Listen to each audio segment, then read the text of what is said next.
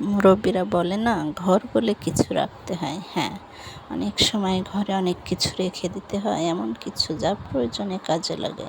আর সেগুলো হচ্ছে ফ্রিজ ছাড়াই অর্গানিকভাবে। এই যে এটা কিন্তু মরিচ, কাঁচা মরিচ।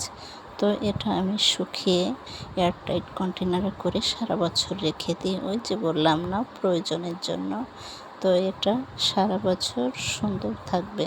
তবে হ্যাঁ, এটা শুকানোর কিছু প্রসেস আছে, শুধু কেটে রোদ্রে দিলেই হবে না, অবশ্যই প্রসেসগুলো ফলো করতে হবে এবং সঠিক নিয়মে শুকিয়ে রাখলে এটা সারা বছর ভালোও থাকবে এবং অর্গানিকভাবে আপনি এটা খেতে পারবেন।